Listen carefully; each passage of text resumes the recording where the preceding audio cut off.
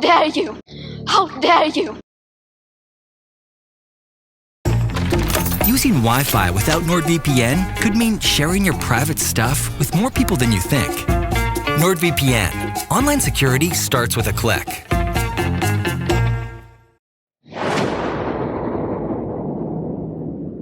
People are dying.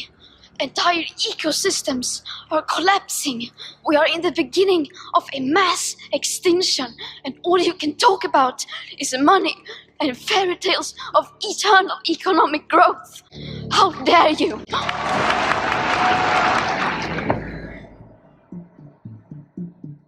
This is the story of how an eccentric environmental scare grew into a powerful global industry. It's a wonderful business opportunity, okay? You want climate, we'll give you climate. There's a huge amount of money involved, and this is a huge, big money scam. There are not just now billions, but there are trillions of dollars at stake. It's a story of self-interest and big government funding. People like me, our careers depend on funding of climate research. This is what I've been doing just about my whole career. This is what the other climate researchers are doing with their whole career. They don't want this to end. If CO2 isn't having the huge negative impacts that we claimed it was having originally, how are we going to stay in business? A lot of people's livelihoods depend on it. They're not going to give that up.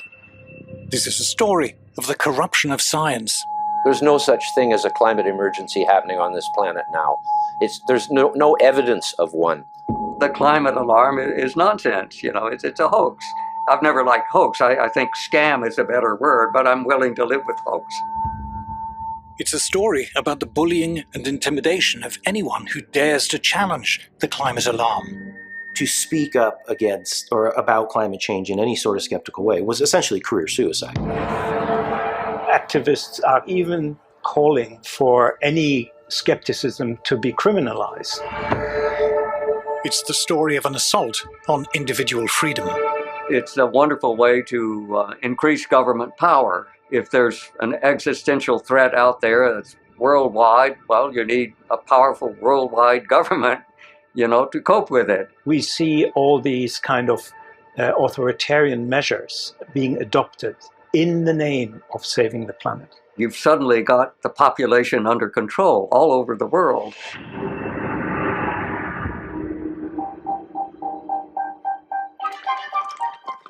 We called it industrial progress.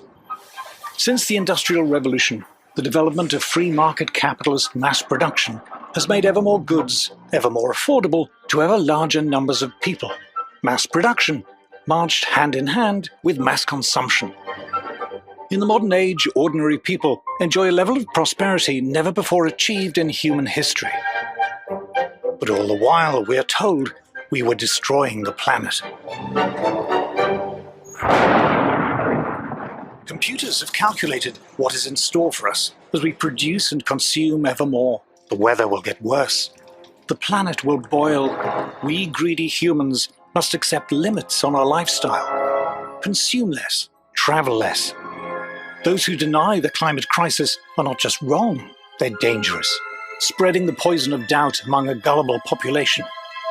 These deniers should be shunned and shamed and censored. For these climate deniers are flat earthers. They are anti-science.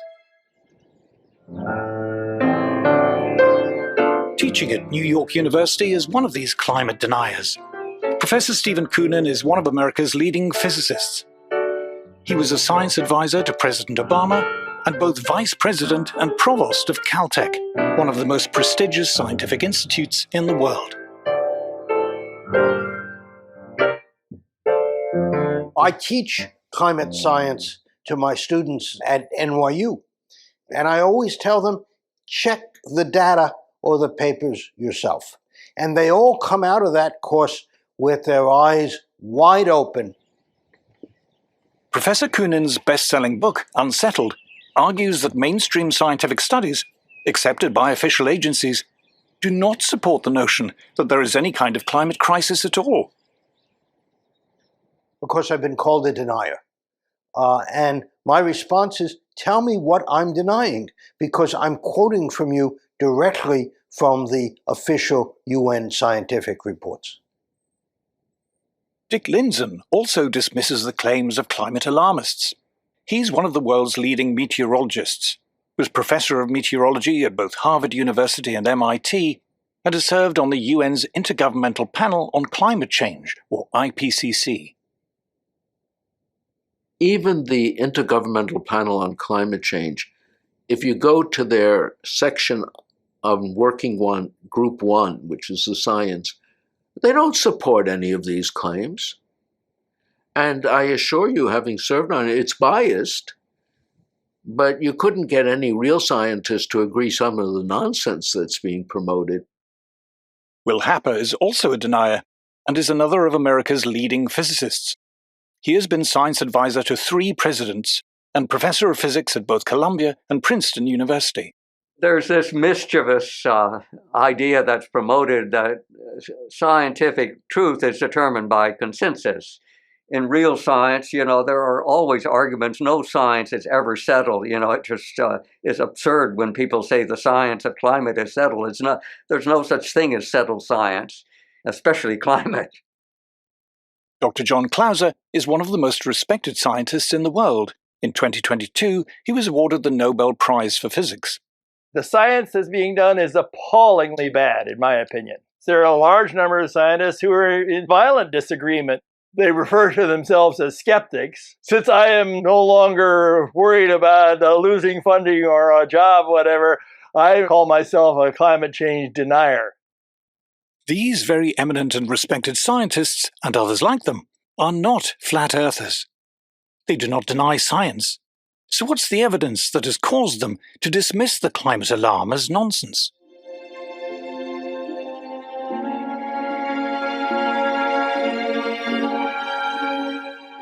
We are told that current temperatures are unprecedented and dangerously high. It's possible to check if this is true, because we have evidence of Earth's climate history dating back hundreds, thousands, even millions of years.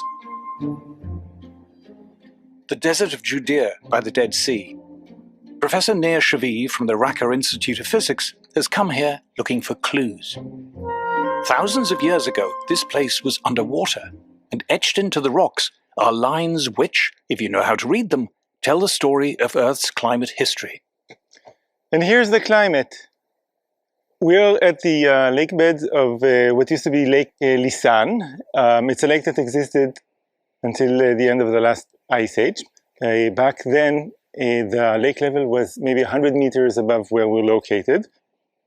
When we want to reconstruct climates of the past, we have to look for evidence, for clues. And when the lake existed, it had deposits. And by looking at these layers here, we can actually reconstruct how the climate has changed. Warmer water means more life, the accumulation of more shells and bones from sea creatures, and other changes that are reflected in the ancient layers of the lake bed. The lines act as a kind of thermometer, and this is just one way geologists can reconstruct past climate. In other places, we can go to stalagmite caves and see the annual rings that you have in the stalagmites, or we can drill cores from the bottom of the ocean and then look at layers there, or many other places. But here, I think this is one of the nicest places because you can actually see how the climate has changed. So when we look back in time, what do we find?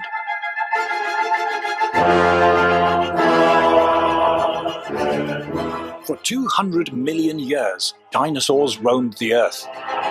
An Earth marked by fertile, dense forests, teeming with life. And at no time during those 200 million years were temperatures as cold as they are today. If you go back, let's say, 200 million years, it was maybe 13 degrees warmer than it is now. So, on the geological perspective, this is not at all unprecedented. For the last 500 million years, temperatures have varied greatly.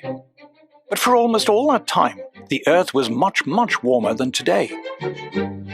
Compared to the last 500 million years, the Earth right now is exceptionally cold. In fact, there are very few times when it's been this cold. We're relatively cold. Maybe not quite the coldest it's been in 500 million years, but pretty close to it. We are in a remarkably cool period if we look over the last 550 million years. In fact, only one other time period in that last 550 million years was the temperature as cool as it is now. The mammals who now inhabit the Earth began to evolve around 60 million years ago, when the world was much warmer than today. If we just look at the last 65 million years, so this is after the dinosaurs go extinct, mammals really start to take over, and our evolutionary ancestors start to live on the land. Any time period within the last 65 million years was warmer than it is essentially today. The Earth's mammals, humans included, appear to thrive when it's warm, warmer than it is now. There's no doubt that warm is better than cold in geological history. We are a tropical species. A human being in the shade, naked, dies at 20 C from hypothermia. We evolved on the equator in Africa, and the only reason we were able to get out of there eventually was fire, shelter, and clothing. Over the last 50 million years, temperatures steadily declined, plunging the Earth into what geologists call the late Cenozoic Ice Age. We are still in that ice age. The reason there's all that ice on the poles is because we're in an ice age. Everybody knows that who knows anything about the history of the Earth. This is an ice age. We're at the tail end of a 50 million year cooling period, and they're saying it's too hot. If we zoom in on the past few million years, we see temperatures sinking, and as they do, fluctuating between extremely cold periods and slightly milder periods. The extremely cold periods are called glacial maxima, when the planet is mostly covered in ice, and the slightly less cold are called glacial minima, when there's just ice at the poles. For the past 10,000 years, fortunately, we've been in a slightly less cold glacial minimum, known as the Holocene. With milder weather, humans began to emerge from their caves, and, several thousand years ago, we see the rise of the first great civilizations, in a blissful period which, according to many studies, was considerably warmer than today. This is known as the Holocene climate optimum. It was called an optimum because people thought that warmer was better. Since then, temperatures have declined and begun to fluctuate. In Roman times, there was a blissfully warm period, followed by a brutal cold period in the Dark Ages. Then came the balmy medieval warm period, according to many studies as warm or warmer than today, followed by an especially cold period known as the Little Ice Age, possibly the coldest in the last 10,000 years. And here it is, the Roman warm period, the cold Dark Age, the medieval warm period, and then the very cold Little Ice Age, from which, for the past 300 years or so, we've been recovering. The longest instrumental record of temperature in the world comes from central England, and this is what it shows. Since the worst of the Little Ice Age, from 1650, the temperature has risen, gently, by little more than 1 degree Celsius. The central England record of temperature is a world treasure. You know, it's the longest continuous record that we have, and it's certainly not a very alarming record. It began in the depths of the Little Ice Age, and so you can see the slight warming that followed the Little Ice Age. And there's certainly nothing very alarming that's happening today at the very end of the record. Most of the warming that we're observing today is the recovery from the Little Ice Age, whatever caused that. Well, you know, we're talking over the entire industrial period of about 1 degree centigrade. To put this 1 degree in perspective, let's look at New York Central Park. Records show that there has been no overall change in temperature here since 1940. But from one year to the next, the average temperature can vary by 3 degrees Celsius, without many New Yorkers even noticing. In fact, between the warmest year in the 1960s and the coolest in 2000, there's a difference of 5 degrees Celsius. The average temperature on this day, in this year, might be 5 degrees different from the average temperature a year ago or 2 years. You know, when I hear people pontificating about 1.5 degrees leading to the end of civilization, I think, what have they been smoking? You know, are you crazy? All right. So. According to thermometer readings since 1880, there's been a very mild increase in temperature. Only by stretching the y-axis on this graph is the increase noticeable. This is the rising line used by official agencies as proof of global warming. But is it accurate? Professor Ross McKittrick is an expert in statistical analysis at Guelph University. He noticed something odd about modern thermometer records. Thermometers, even in the same region, give out very different readings, depending on where they're located. I was interested in the question of how do you explain the spatial pattern of warming? So some places warm a lot, some places don't warm much. And it turns out it's highly correlated with the spatial pattern of economic activity. Where there are more people and there is more human activity, there's more heat. This is known as the urban heat island effect. Urban heat island effect is essentially London, right? You pick London. With buildings, with a lot of activities, tends to be a few degrees. I mean, we're talking now Celsius, right? Even 4 or 5 degrees Celsius warmer than outskirts. This is a phenomenon of urbanization. These days, the obvious effect is actually concrete retaining heat. This can be illustrated with a satellite heat map of Paris. The center of Paris can be as much as 5 degrees Celsius warmer than the surrounding countryside. Paris, London, Beijing, Shanghai, you name it, New Delhi, all of them absolutely demonstrated the effects. So how has this affected the official temperature record? In the early part of the 20th century, it was normal to erect weather thermometers just outside towns, close enough to check every day, but away from the heat of urban life. But over the 20th century, those towns have expanded. Suburbs have spread. There are more roads, more cars. Thermometers which were once outside towns are now surrounded by shopping malls, offices, factories, and houses. These towns and all the locations where thermometers are located, on average, they've all grown in population, let's say since 1880. You've got buildings growing up around the thermometers, you've got parking lots, so you've got all of these non-climate influences which are affecting the temperatures, which raises questions about the quality of thermometer data for monitoring global warming. To correct for this corruption of the data, an obvious solution is to use only records from rural weather stations, which have been less affected by urban development. This has now been done by a team led by Dr. ODYSEE. We combine all the best rural station, anything that we can correct for, we correct for, and we show if you just don't use this data set and use only rural, you get a very different kind of picture. According to rural temperature records, temperatures rose from the 1880s but peaked in the 1940s. Then there was a marked cooling until the 1970s.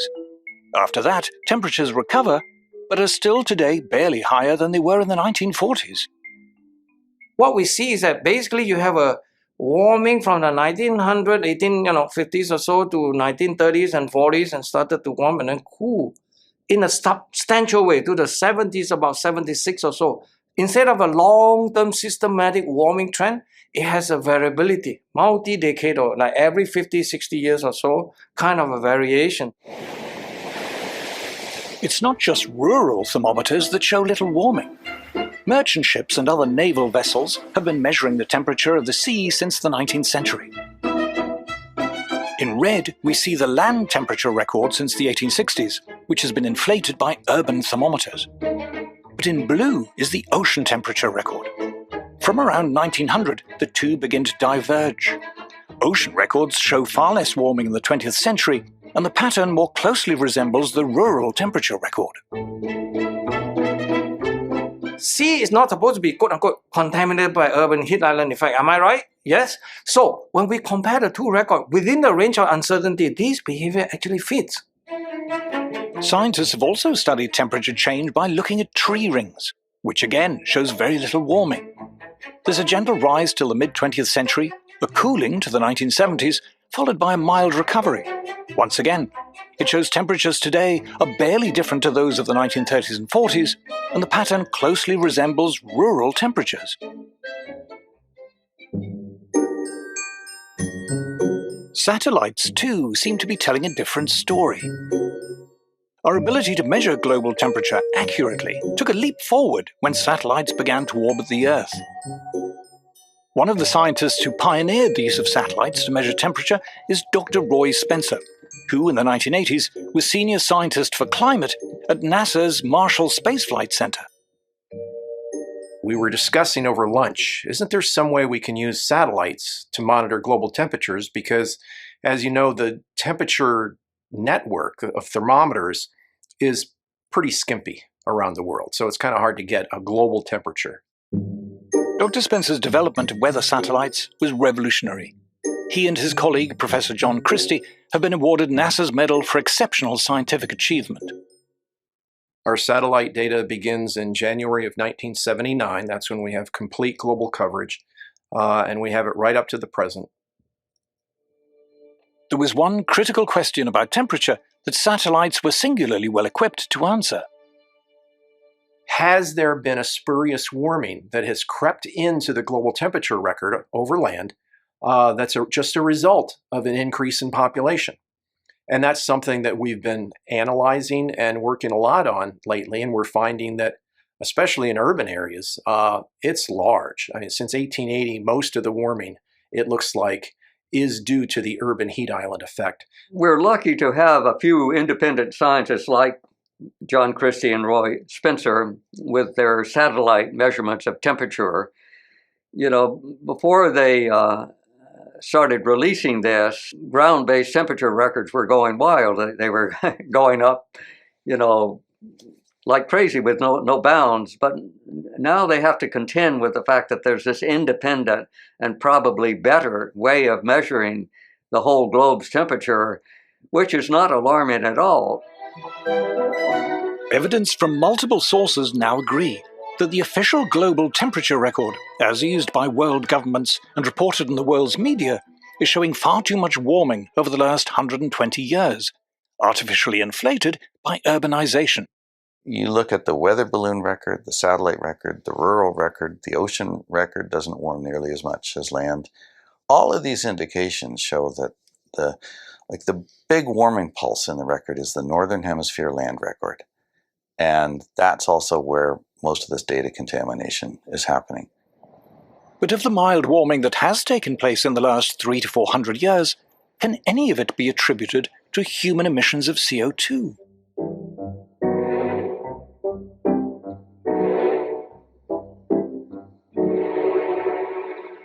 Professor Henrik Svensmark is visiting the Hebrew University of Jerusalem and taking a stroll in the Evolution Garden, dedicated to preserving the oldest surviving plant species on Earth. These plants aren't just pleasing on the eye. They can also tell us about levels of CO2 in the atmosphere in Earth's geological past.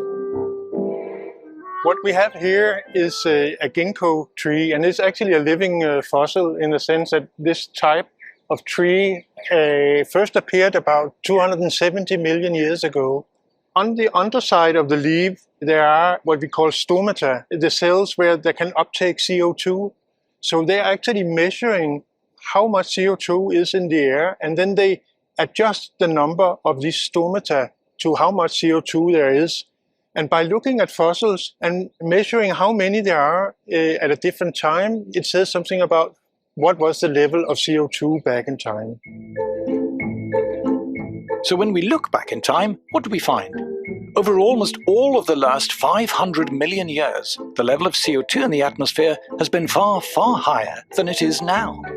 Even with modern industry's contribution to CO2 levels, by geological standards, the level of atmospheric CO2 today is close to being as low as it has ever been.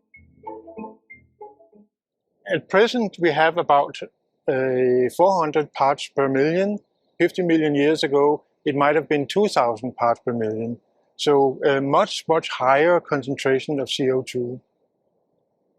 I think current estimates of global CO2 is 423 or so parts per million today. If we look through the Phanerozoic, the last 550 million years, we would see CO2 on the order of 7,000 parts per million. CO2 is plant food, and the result of much higher levels of atmospheric CO2 in the past was a much, much greener world. Periods of elevated CO2 tend to be time periods of a huge biodiversity on the planet. In fact, we're in a CO2 famine if we look over the last 550 million years. At the depths of the most recent glacial maximum, the amount of CO2 in the atmosphere sank so low, all life on Earth came close to extinction. They say CO2 is higher than it's been for 100,000 years, but what they don't tell you in that period they're talking about is that CO2 sank so low that all life on Earth nearly died. 20,000 years ago, CO2 is at the lowest level it has ever been in the history of the Earth, 180 parts per million. If it had gone down another 30 parts per million, we'd all be dead.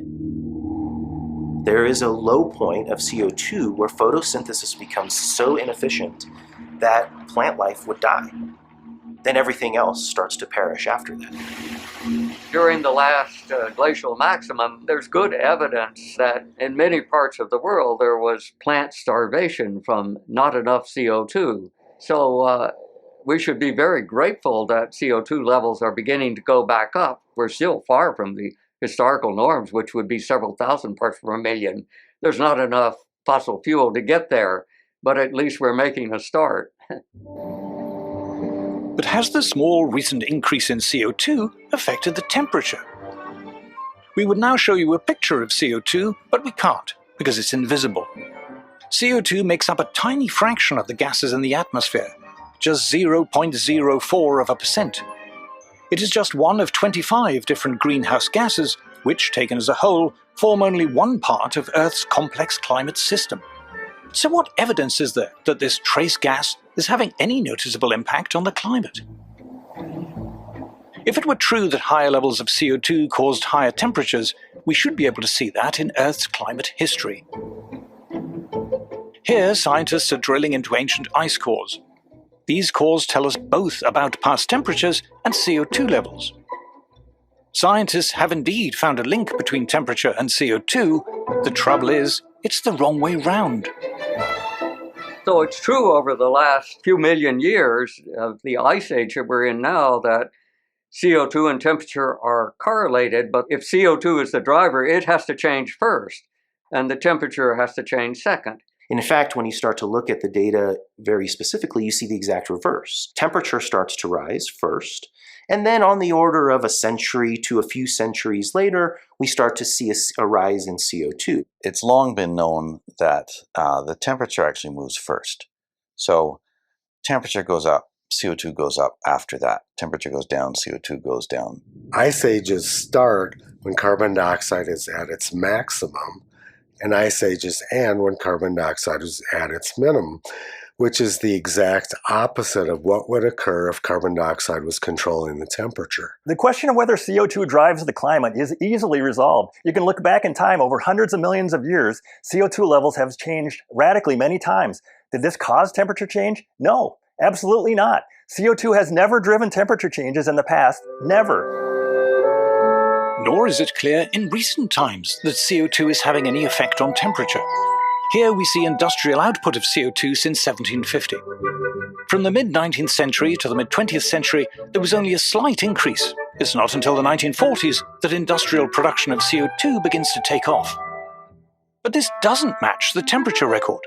According to rural thermometers, most of the warming in the past 200 years occurred before the 1940s, and have barely changed since then. One of the embarrassments that IPCC doesn't like to talk about was that the 1930s, when human influences were much smaller, were particularly warm.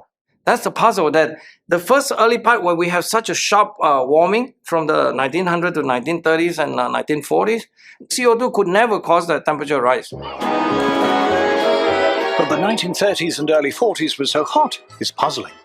More puzzling still is what happened next.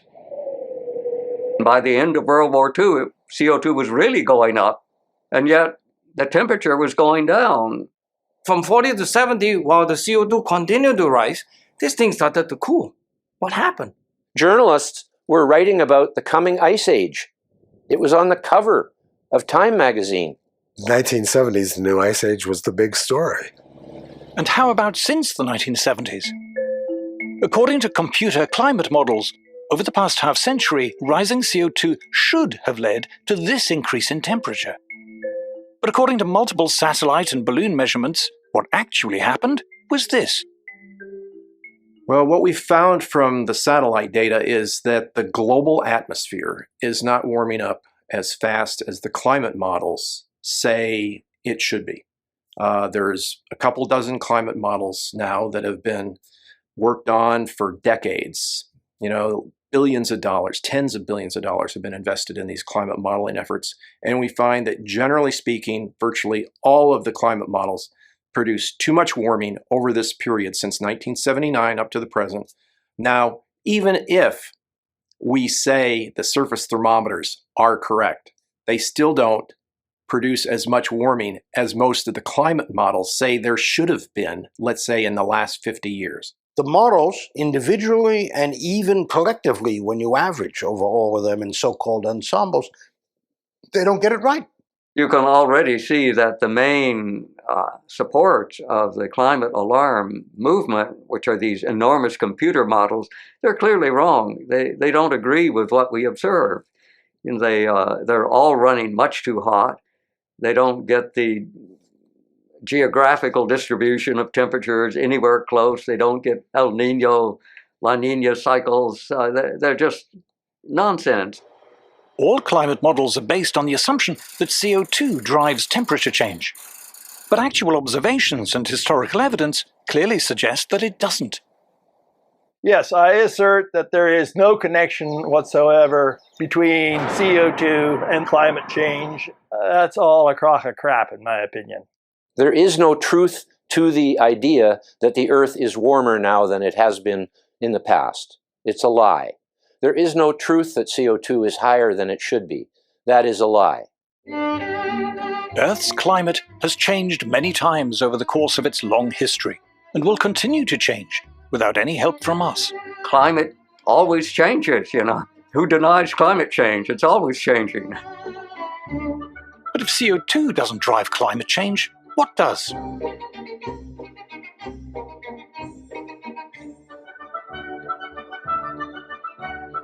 In Earth's atmosphere, there are powerful forces at work, and perhaps the most powerful of all are clouds.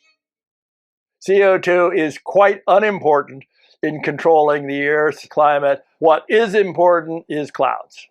Clouds don't absorb any energy at all. They simply reflect all of the sunlight back out into space. Big, bright, white clouds. If you look at the Earth, you see lots and lots of them, and they vary dramatically from one day to the next. That is hundreds of times more powerful than the trivial effects of CO2. But what controls the number and density of clouds on Earth? Professor Henrik Svensmark from the Danish National Space Institute is in Jerusalem with the astrophysicist Nir Shaviv. Together, they've been exploring cloud variation and its effect on climate. And strangely, they've found a link between clouds and exploding supernovae far off in our galaxy. When we have big stars, they don't live very long. Relatively only maybe a few million years, up to 40 million years. But they end their life in a huge explosion, which we call the supernova. An exploding supernova sends out vast quantities of debris, tiny charged subatomic particles known as cosmic rays, traveling almost at the speed of light. And as they hit Earth, they develop into seeds which attract water vapor and form clouds. Professor Shaviv noticed that the amount of cloud cover on Earth is related to our journey round the Milky Way. As our solar system orbits the galaxy over millions of years, it passes through the galaxy's spiral arms, dense clusters of stars. As it does, we are exposed to more or less cloud-forming cosmic rays, and this corresponds to historic temperature changes on Earth. The really mind-boggling thing is that Using geology, you can reconstruct the climate on Earth over the past billion years, and you can reconstruct our galactic journey, and both tell the same story.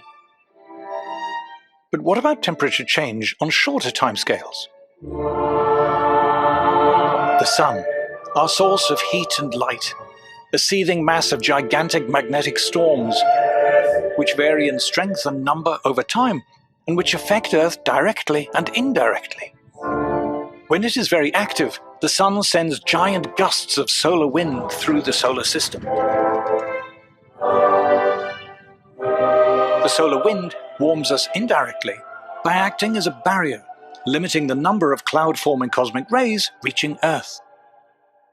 So from the Sun, we have the solar wind. It carries the Sun's magnetic field out to a large distance, and it works like a shield against cosmic rays. When the Sun is more active, you have a stronger solar wind, you have less cosmic rays reaching the inner solar system and reaching the atmosphere, and the clouds which are then formed are less white. They reflect less of the sunlight, which means that it's going to be warmer here on Earth. Here is a proxy reconstruction of ocean temperatures over thousands of years. And here is one of solar activity over the same period. What is causing the ocean temperature to change is clearly variations in solar activity. Because IPCC is determined to go on a narrative that only CO2 can drive the climate system, they turn off the sun essentially, right? Because the sun is just a background thing for them, that it doesn't do anything. Astrophysicist Willie Soon decided to look again at the rural temperature record for the past 150 years. Then he looked at a record of changes in solar activity over the same period. To Dr. Soon, it was obvious that it was the sun, not CO2, that was driving temperature. As of 2023, IPCC says is that the sun have absolutely zero chance to explain the changes of the climate system on a broad scale, let's say global warming or northern hemisphere. We say no. We can easily demonstrate the sun can explain all of it. There's zero for the CO2, 100% for the sun. How's that? Why are these and other studies never reported in the mainstream media? And if climate change is natural, what are we to make of the alleged terrifying increase in extreme weather events? Of the heat waves and hurricanes, of forest fires, droughts, and the rest?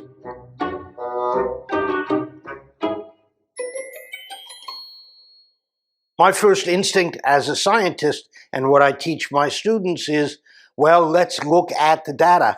And when you do that, you discover, as you can read in the IPCC reports themselves, that it's pretty hard to find trends in extreme events, much less attribute them to human influences. You've now had decades of putting the idea in people's heads that anytime the weather is bad, it's climate change and greenhouse gases. So I think people at this point can't help themselves. If you have a heat wave, immediately everybody's thinking, oh, what have we done to the weather? If somebody says in the news this is the warmest day since 1980 or something, well, you can look up the temperature records and see for yourself whether it was in fact warmer in the 1930s, as it often is. US temperature records are the best in the world. And here is the official US government record of heat waves in the US over the past century. It shows very clearly that the 1930s were far more prone to heat waves than we are today. Not only were there more heat waves in the 1930s, the heat waves then were much hotter than those of today. Likewise, official figures show that the number of hot days in the US has markedly declined. The United States was much hotter in the 1930s. North Dakota reached 121 degrees. South Dakota was 120 degrees. Wisconsin was 114 degrees. These sort of temperatures are just completely out of range of anything people experience now. A common mistake is to suppose that higher average temperature will mean more hot weather. But this isn't true. Here again is the Central England temperature record, the longest instrumental temperature record in the world. Summer temperatures over the past 300 to 400 years, since the end of the Little Ice Age, have barely changed at all. It is winter temperatures that have been slightly rising. The Earth's climate has not been getting hotter, it's been getting milder. That's certainly being observed all over the world. If you look at temperature records, high temperatures are almost unchanged, but cold temperatures at night or during the winter are going up a little bit. Not very much, but you can measure it. When the average goes up, it's really more due to the coldest temperatures getting warmer. So the temperatures getting milder rather than getting hotter. What about the increasing number of wildfires we're often told about? If you look at the actual number of forest fires from satellite observations, the actual number is going down. Here is an estimate of global wildfires since 1900. It shows a clear decline. And here is a record of areas affected by wildfires in the US. It shows that wildfires were far, far worse in the 1930s. From 1930s and 1920s, when you have data, the thing was huge. 5 to 10 times bigger than the current level. How about hurricanes? The US has by far the best record of hurricane activity in the world. Over the past 120 years, there is no overall change. In fact, the trend is slightly down. When you look at the data for hurricanes, technically tropical cyclones, you see that there is no long-term trend. How about the rest of the world? Here is a chart of global hurricane activity over the past 40 years. Hurricanes have been around forever. You know, we've got good proxy records of hurricanes, and there's been no change in their frequency. Even the IPCC admits that. How about melting ice caps and drought? Here's a satellite record of temperature in Antarctica since the late 1970s. It shows no increase whatsoever. And here is a record of global drought since 1950. There is no observable increase at all. Polar bears are meant to be going extinct, but studies suggest their numbers are growing. The Great Barrier Reef, too, has recently reached record levels. There's no such thing as a climate emergency happening on this planet now. There's no evidence of one. Yeah, the extreme weather event story is just absurd. There's no basis to it at all. It's just based on propaganda. The actual data shows the opposite. I've shown you the official data, the official science. Tell me what I'm denying. The climate alarm is nonsense. You know, it's a hoax. I've never liked hoax. I think scam is a better word, but I'm willing to live with hoax. But why are we told, again and again, that man-made climate chaos is an undisputed scientific fact, beyond question, beyond doubt? To answer this, we must examine the so-called consensus on climate change. Thank you very much. Until the 1980s, global warming was little more than an eccentric scare story put about by radical environmentalists. But then the cause was picked up by an ambitious young senator, Al Gore, who would soon become vice president. $1 billion a year of public money was made available for research into climate change. This quickly rose to $2 billion. Up to that level. Academic researchers in various disciplines began to apply for this climate funding. If you want to qualify for money that's labeled climate, well, you take whatever you're doing and you add a little bit of climate speak to it, and away you go. You're dealing with the sexual habits of cockroaches. You'll add, and the impact of climate. So all I have to do is add a little wrinkle to my grant application to explain how, well, I'm worried that climate change will mean the death of all the maple trees. And so right away you qualify for funding. Academics of every kind lined up for climate funding. Climate became an exciting new area of interest for sociologists, biologists, professors of English literature, lecturers in gender studies, and many more. And it also served to create a community. I mean, you know, you've become a climate scientist now, even though you know nothing about the physics of climate.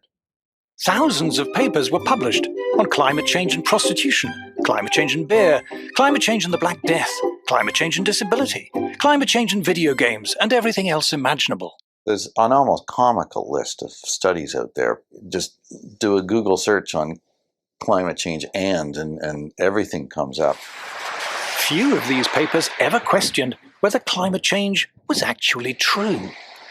After you've done the research and you write the paper up, sometimes you'll find there's no effect at all from climate, but you still have to say in your papers, oh yes, climate change is real, and we just need to study this some more. Since so few of these so-called climate studies challenged the idea of climate change, it was declared that there was a scientific consensus. Climate change must be true. Climate also became a new focus for government-funded research bodies.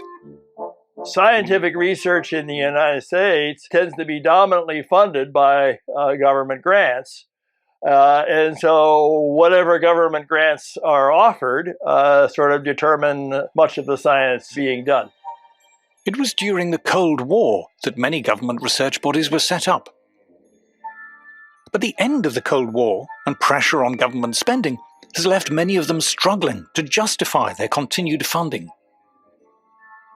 United States Congress only funds problems.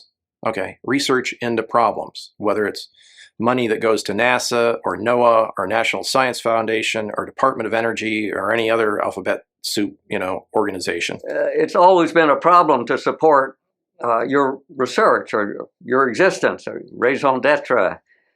And so climate was a godsend. If Congress is willing to pay you to find evidence of global warming, by golly, as a scientist, we're going to go find evidence of it, because that's what we're being paid to do. And guess what? If you don't find evidence or say the evidence suggests it's not a problem, your funding ends.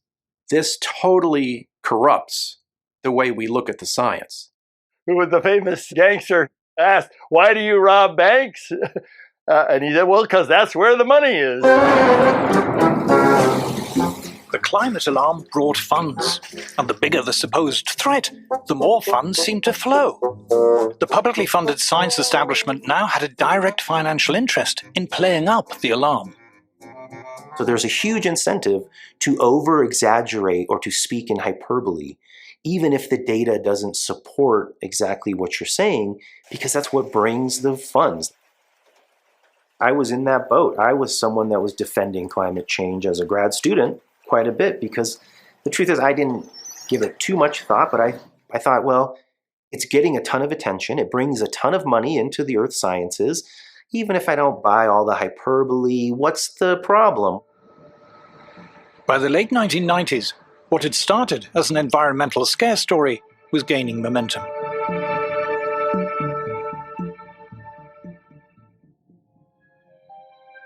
Western governments and their senior civil servants were more than willing to address the climate problem. Green taxes were levied, green regulation expanded, and this in turn generated more climate-related jobs and activity. Take the banking sector, for instance. You say to a banker, we want you to file reports with the Regulatory Commission on how climate change is going to affect your bank. Well, a banker doesn't know anything about this subject, so then they have to commission studies from academics. And of course, the academics are happy to come and tell them, well, it's going to be terrible for your bank. It's going to cause all kinds of problems, and you need to give us money to research this. Green subsidies and regulation meant there was now money to be made in climate. Renewables firms sprouted. Consultancy firms offered advice on what they called sustainability and climate compliance. It's a wonderful business opportunity, okay? You want climate, we'll give you climate. The renewables industry alone now turns over $1 trillion a year, and that's expected to double in the next few years. What used to be a cottage industry is now blossomed to become a major part of the world economy. The growth of this climate industry has seen an explosion of highly paid green jobs. Chief sustainability officers, carbon offset advisors, ESG consultants, climate compliance lawyers, and countless others. Students started to come into our departments as earth science departments with a focus on climate. That never happened before. But they started to look at their career prospects, and they were smart, and they were looking at who's hiring. And the fact of the matter is that everything in the hiring pool had climate somewhere attached to the name. I started a few years ago seeing programs like a master's degree in climate finance. And I just went, what on earth is climate? I understand what a master's degree in finance is. Well, now you need a university that's going to teach this program. You need professors of climate finance. Every single school or university or business will have a climate officer or climate officers and a climate program. And you look at any of these institutions or businesses, you will find they all are signed up to it, and anyone who hasn't signed up will come under pressure. At the last gathering of the publicly funded UN's IPCC, 70,000 delegates flew in from around the world. Government bureaucrats, green NGOs, carbon sequestration consultants, environmental journalists, heads of renewables companies. But this is just the tip of the iceberg. Many hundreds of thousands of jobs worldwide now depend on the climate crisis. You start building this enormous population whose job is to manage the crisis, and also explicitly to make sure that people are alarmed about the crisis, because this whole industry depends on the existence of the crisis. But therein lies the one great threat to this multi-trillion-dollar industry. All the jobs, all of the funding are totally dependent on there being a climate crisis. If CO2 isn't having the huge negative impacts that we claimed it was having originally, how are we going to stay in business? How do we justify our existence if climate change isn't this existential threat that we claimed it was over the last 4 decades or so? People like me, our careers depend on funding of climate research. This is what I've been doing just about my whole career. This is what the other climate researchers are doing with their whole career. They don't want this to end. If NASA said global warming's not a problem, where does their funding disappears, right? So they can't say that. I mean, you've got the United Nations Intergovernmental Panel for Climate Change. If they said the climate isn't changing, they'd have no reason to exist. The IPCC has a self-preservation instinct to show that climate change is an existential threat. Otherwise, there's no reason for them to be collecting the money and doing the work in the first place. There are not just now billions, but there are trillions of dollars at stake. There's a huge amount of money involved. This is a huge, big money scam. A lot of people's livelihoods depend on it. They're not going to give that up. If suddenly the notion becomes apparent that this is not such a problem, you're going to see that as an existential threat. Scientists who studied the natural causes of climate change began to be viewed with suspicion, as 2 Harvard astrophysicists discovered. How much does the sun change, and how does it change, and why does it change? And then we didn't even want to get into the temperature record and climate thing. Immediately they will come after, because when we started to estimate that the sun changed by quite significantly in terms of climatic sense, immediately the attack is there. Because it's not following the narrative, because they need the CO2 to be the only one, the only dominant player. When you tried to say, well, gee, we're just looking for the background of natural variability, the response would be, we can't have natural changes as an effect. It has to be human caused. Now, some of that was directly stated, but most of it was indirect. Your funding for this kind of project will be dropped. This kind of project doesn't go anywhere. By that time, anything that contradicted the narrative of global warming as a serious problem was not going to get funded. Editors of academic journals came under pressure not to accept papers which were deemed to be skeptical of the climate crisis. We will not publish anything that questions this. I mean, it's not something surreptitious. Scientists who dared to point out in public that there was no climate chaos began to be sidelined and shunned. If a scientifically qualified person stands up and says, we don't see an upward trend in the data on Pacific typhoons, well, suddenly they lose standing to address the topic of Pacific typhoons, not because what they said is wrong, but because it's off message. They can marginalize any kind of criticism of the narrative by saying you're not qualified to talk about this because you don't support the narrative. That is then, and then having marginalized everyone who doesn't support the narrative, they can turn around and say, well, everybody who counts supports the narrative, so we must be right. Environmental journalists ignored skeptics and instead offered headlines to anyone prepared to make the most outrageous claims and predictions about a climate apocalypse. It's gotten to where it has nothing to do with the science anymore.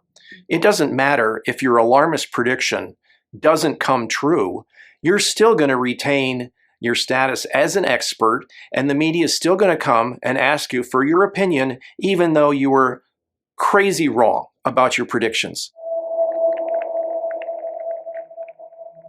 But the consensus on climate is not only enforced by those in the climate industry. To explain the broader appeal of the climate alarm, we must look at the politics behind climate.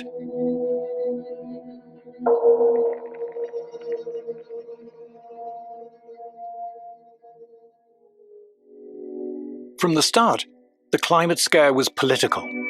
It came from the environmental movement, the sworn enemy of free market industrial capitalism. Finally, we've got them. We can claim that it is the free markets who are destroying the planet, and we need big government to save us. The climate problem, it is said, stems from the irresponsible actions of greedy, feckless individuals who have too many babies and drive too much and consume too many products, and of the capitalist corporations who pander to their whims.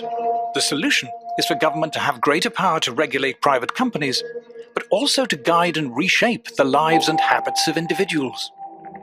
Policy agenda has sprawled into micromanaging everybody's lives on the most minute detail. What kind of stove you can use, what kind of heater you can have, how much you can set the thermostat out, where you can drive, what kind of car you can't. According to the planners, we're not going to have internal combustion engines an hour from now. All of these things require the government to get involved, right? Because the government has to sort of force changes upon the public. If it was up to the public, we wouldn't be buying electric vehicles because, they're impractical. Support for the climate alarm is now virtually synonymous with disdain for free market capitalism and a yearning for bigger government. It's liberals versus conservatives in the United States. And generally speaking, liberals are worried that we're destroying the planet.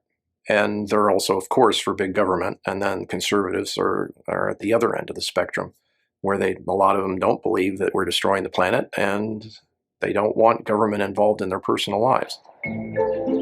Paying lip service to the climate alarm has become almost universal among those who depend on government for their livelihoods. This includes those in the publicly funded education, arts and science establishments. Tony Heller recalls his time at Los Alamos Labs. The entire county of Los Alamos was kept going by government money. That we had the highest incomes in the state. So naturally, people who lived in Los Alamos supported big government because that was where their livelihood came from. That was where their good schools came from. Everything good in Los Alamos came from the government. So of course, they were all believers in big government. Among the largely publicly funded Western intelligentsia, support for more government spending and regulation is almost a defining moral badge. In these circles, to question the climate alarm is socially unacceptable. To be a climate skeptic is taboo. Somebody that goes against it really does get met with a lot of anger and vitriol. And, you're called a denier, a science denier, and a heretic. Your colleagues won't engage with you anymore.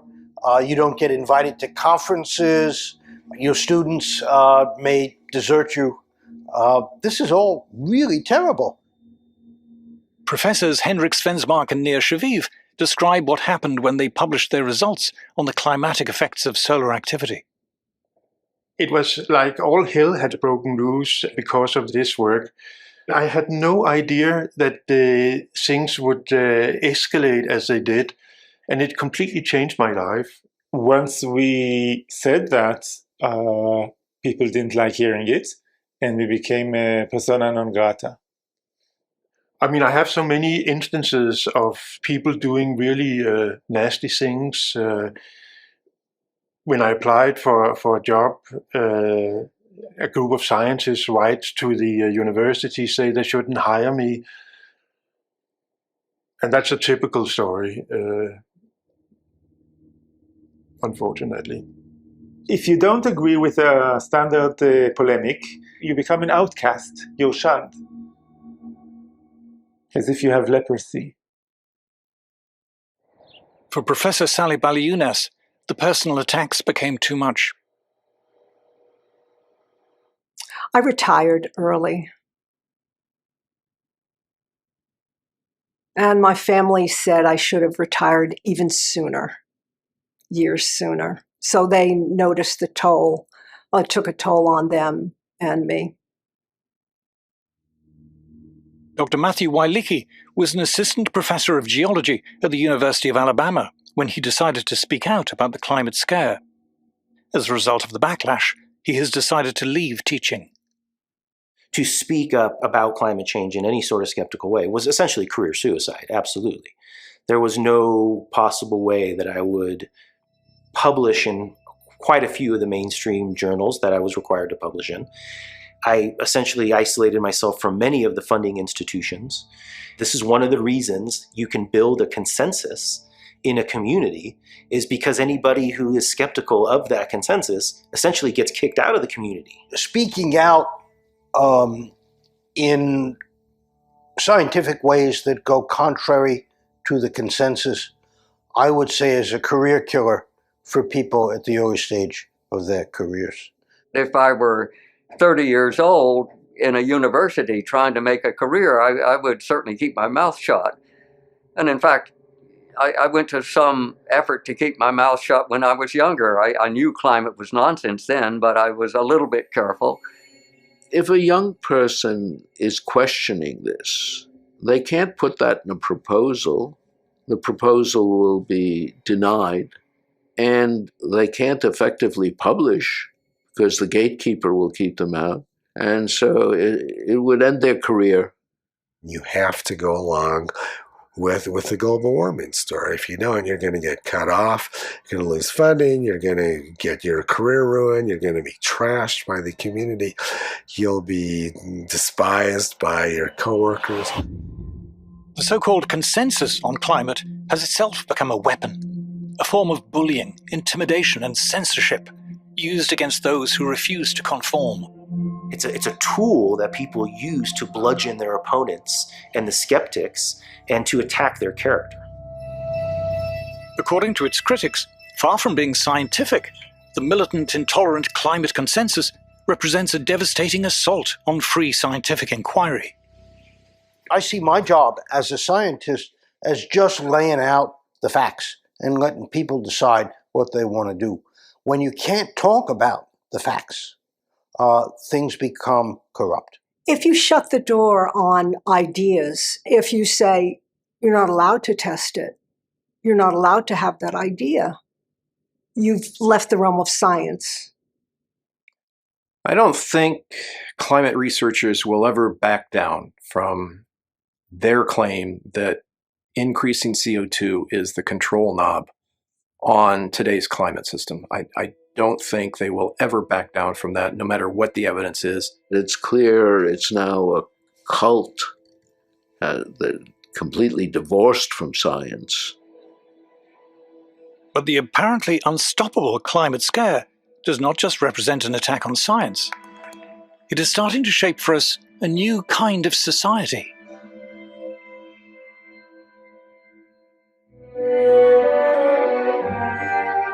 Environmentalists like to pose as anti-establishment, but their demands are well received and piously echoed by King Charles and the Archbishop of Canterbury, the BBC, the UN, the EU, by heads of government, the World Bank and World Economic Forum. In fact, by the entire state-funded ruling establishment. Global warming is like the perfect problem that government can get involved in to grow the influence of government. It's a wonderful way to increase government power.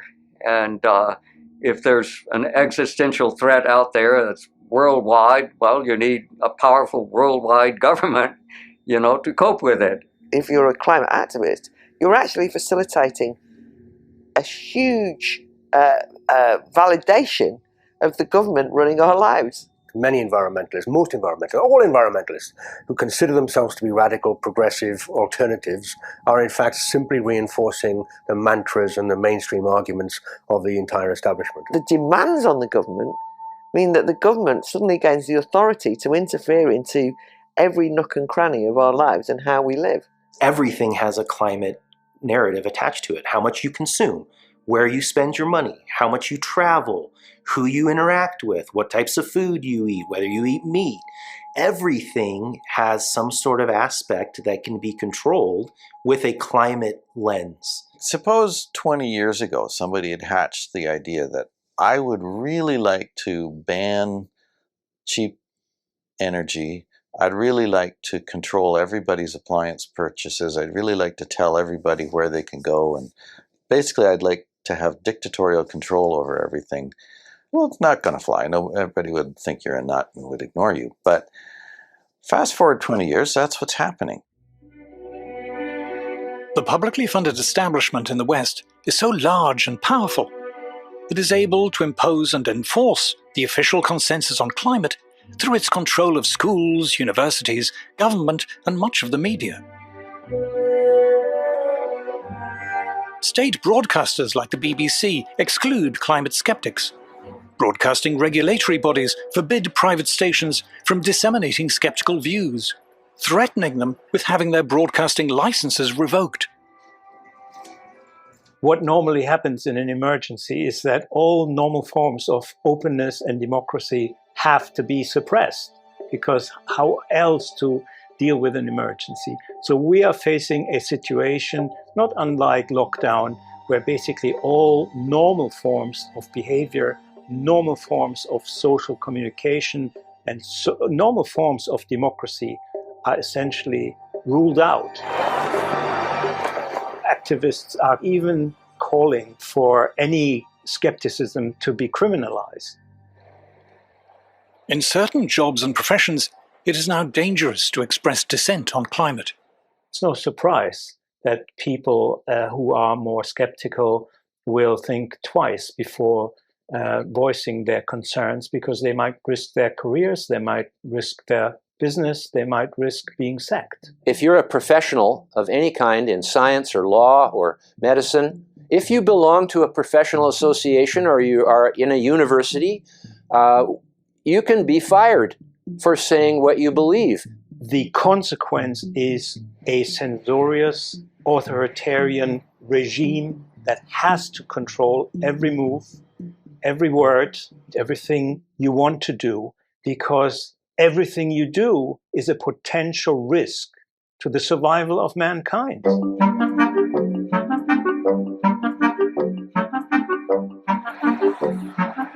Climate protesters condemn capitalism. But at their anti-capitalist rallies, it's hard to spot anyone who looks like a worker, like a docker, or crane driver, or steel worker, or a beautician, or a trucker. The workers, it appears, are totally absent from these rallies, and for very good reason. Today's climate alarmists complain not that capitalism isn't producing enough, but that it's producing too much. The modern capitalist system has led to prosperity. More and more people have more and more things.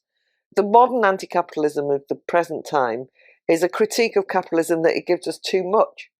I think that the problem with capitalism now is actually that it's giving out too many rewards en masse to ordinary workers. And what they want instead, and this is often very explicit actually, is a much more austere, simple kind of lifestyle in which the mass consumption, the consumption choices of the great bulk of the population are controlled or even prohibited. You have to consume less, you have to holiday less, you have to drive less, you have to eat less, and so on.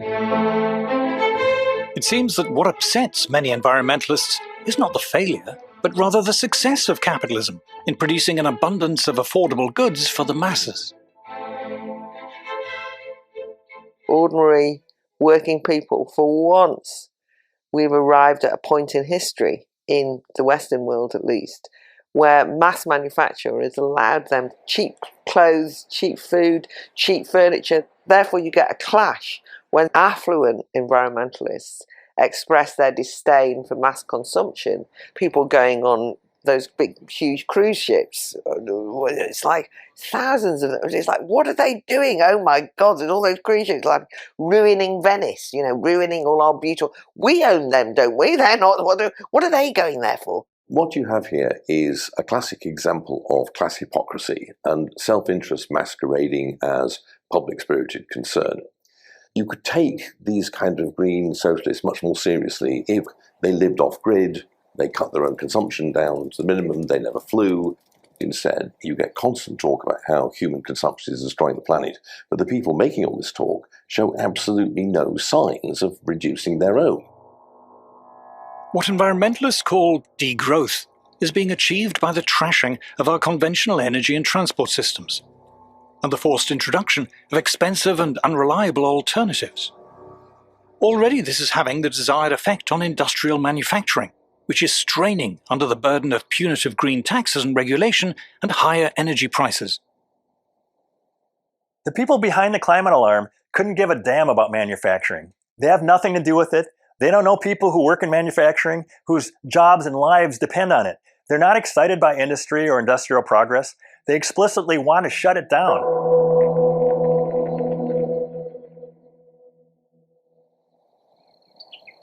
Kisii, Kenya, East Africa. According to many leading environmentalists, the world's poorest people should not aspire to the lifestyle of people in the first world. The planet will not cope. Grace Nyakananda is one of the many Africans who do not have electricity or gas to cook with or heat their homes. The resulting indoor smoke from burning wood and dry dung is the deadliest form of pollution in the world. For millions, the cause of lung disease, blindness, and early death.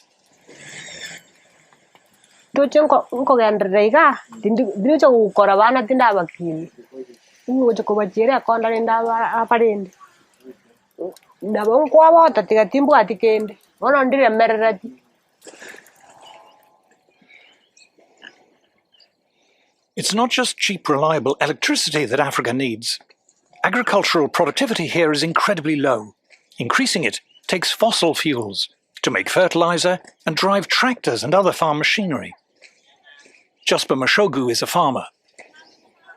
Each and every African wants to develop, and improving agriculture is one of the easiest ways to do that. Agriculture is tightly tied to fossil fuels that the Western nations are saying we should not have access to. Around a third of the food produced in Africa rots before it ever reaches the mouths of consumers. To prevent this terrible waste, Africa needs plastic packaging, refrigerated lorries, and good roads. All are opposed by Western environmentalists. All come with industrial development. All rely on affordable fossil fuel energy. Diarrhea from drinking dirty water still kills hundreds of thousands of African children. But clean water requires large industrial water purification plants and a modern water supply network. And this will come only with cheap energy. I think it's pretty obvious that the West has got what it has because of fossil fuels. When people say Africa doesn't need fossil fuels, I wonder. I don't think they want what's best for us. They don't want us to develop, and that means we continue being starving. We continue being poor. Most people don't know what climate change is. They don't care. They want food on their table. They want to beat poverty. They want to beat hunger. They need money to better their lives. They want to flourish. That's just it. When they use the word sustainable development, they're talking about no development. Exactly. I mean, the point is that, to develop sustainably means not to use too much energy, not to use too much carbon, net zero, the idea that you mustn't use too many resources, the fact you mustn't produce enough consumer goods because consumption is bad. So ultimately, the idea of development is out the window. The Greens think the Africans should never use their resources the way the Europeans or the Americans or the Canadians or the Australians have used theirs. They are also in favor of punitive taxes, border taxes on any African country that wants to export their goods to Europe if they do use their resources. So that sums up the ethical ruthlessness and depravity of the green agenda. But climate alarmists have a problem. Many countries in Africa and across Asia are simply ignoring the environmentalist demands of Western governments and international agencies. Communist China is estimated to be building an average of 2 new coal power plants a week. China now uses more coal than the rest of the world combined. Which is one of the reasons why this whole climate agenda is falling apart, because the rest of the world is not cutting emissions, is not moving to renewables. In the West, too, for many people, climate alarmism is wearing thin. Ordinary people are not stupid. They have seen one ridiculous claim after another fail over and over. What this does is leave people with a profound and justified cynicism about what the scientific establishment says and about what the government says. To fix the climate crisis, we're told, we must give up our cars. We must pay more for fuel, heating, clothes, food, fly less, limit where we go. This attack on mass travel, mass tourism, mass consumption holds little appeal to the masses. People have started to realise it's going to cost them a lot of money to simply live the lives that they weren't leading, that they want to lead. And as soon as that started to happen, I could see people in the United Kingdom who had previously been indifferent to environmentalism suddenly think, how dare they do that, right? How dare they try and take away what we consider to be not luxuries, but necessities? The whole policy of sustainability is about restraint. It's about restriction, it's about doing less. And that, obviously, for most people is anathema to their everyday needs. The fact that there is actually an ideological movement of people who think that cheap mass production of whether it's houses or anything else is a problem. I mean, for God's sake, no wonder people become disdainful of the kind of middle-class outlook of environmentalism. But that is literally what people say. How can we stop people buying cheap things in shops? When climate protesters climbed onto an underground train in London's East End, they were not cheered on by working commuters. They were held abuse, pelted, angrily dragged off the train, and received rough treatment on the platform. If you were to go into a pub frequented mainly by what the Americans call blue-collar workers, you will find that being sceptical about climate change policy is not going to get you thrown out. Quite the contrary, somebody will probably buy you a drink. They can tell that behind all the talk about climate emergency, climate crisis, what there actually is an animus and a hostility towards them, their lifestyle, their beliefs, and a desire to change it by force if necessary. Punitive and restrictive policies, carried out both in the name of climate change and COVID, have sparked protests in Britain, Canada, and other Western countries. Anti-establishment politicians and movements are gaining support. What they underestimated was the fury that this would meet with ordinary people who just say, you can't do this, so you suddenly get this new movement. Many working people are not merely sceptical, but positively angry about the climate alarm and all that flows from it. There is a suspicion, or perhaps realization, that climate change is an invented scare, driven by self-interest and snobbery, cynically promoted by a parasitic, publicly funded establishment hungry for ever more money and power, an assault on the freedom and prosperity of the rest of us.